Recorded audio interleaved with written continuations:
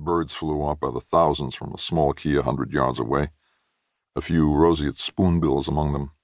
"Don't go fast. It will make me colder," she said over the idling motor.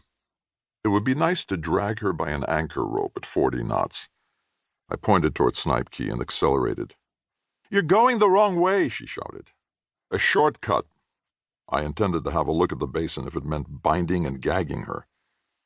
I slowed down enough to reach for the chart under the seat so I could check for the markers. They are generally easy to see, with a cormorant perched on each one. "Why don't you get back in the bag?" She looked at me quizzically, then crawled in. If the water had been choppy, she would have been pounded senseless. I pushed the throttle up to full bore, covering the 7 miles flat out at 40 knots.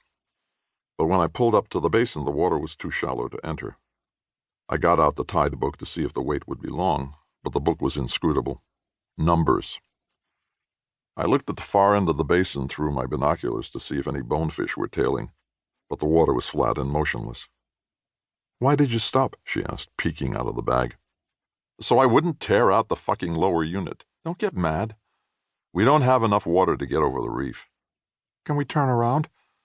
She was sniffling now, in part from her obvious hangover. She looked at me as if I were a madman, not altogether inaccurate as a judgment of character. It is hard enough to wake up in a motel room with a woman you don't really know. I began to try to remember her last name, but drew a blank. Ansel, Atkins, Aberdeen, Angus, Cow.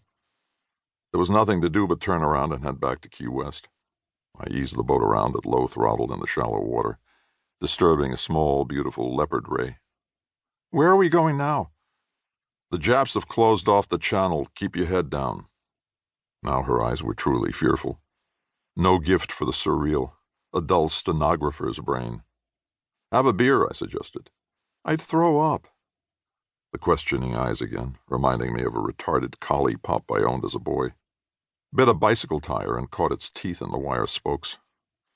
Back broken when flipped. How I mourned for puppies. "You look like a puppy I owned once." She made another snivel noise and receded into the sleeping bag.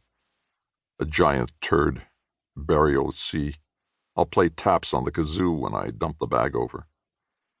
Full throttle again, following the markers to Key West, singing "Fly the Friendly Skies of United" over the motor whine. Jingo songs stick in my head. Do all people sing when alone in their cars? Once in Boston, I was bellowing out Patsy Cline's "The Last Word in Lonesome Is Me," and at a stoplight, a truck driver clapped. I entered Key West Channel at full speed, passing the Navy officer's housing with a sign of "No Wake" tacked to each dock. An early morning wake for each. The dawn riser stood on his lawn and mouthed a soundless "slow down," and I gave him the finger. At the marina, Felipe looked at us and said a pleasantry in Spanish while tying up the boat. "Dumbo canto stupido no fisho," I said, pointing at my mate who was crawling out of the bag. Felipe giggled. We drove in silence down Duval to the pier house where she was staying. She got out and flounced to the motel door without a backward glance. Oh well. Chapter 1. I went back to my room and lolled around naked. I took a shower and examined my insect bites and my gritty, bloodshot eyes. Was it all worth it? No. The soul of a clerk bent deeply over his arithmetic. Eve proffers the clerk an apple which turns out to be hollow and contains a howling succubus. I considered smoking a little dope, but rejected the idea. After a nap, I wanted to play pool, and dope always took the edge off whatever competitive spirit I had left in the world. Stretched out on the cot, my thoughts alternated between pool and fishing in an attempt to rid my brain of the girl. She would be in a perfect snit by now. Perhaps it had happened 100 times. The clerk again. Maybe only 77. A rack of pool balls lay gleaming against green felt.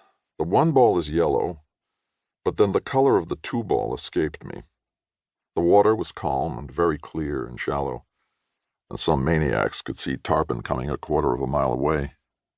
They would deliver their casts with graceful, fluid motions, while I would chop the air in panic. In Ecuador, the Indian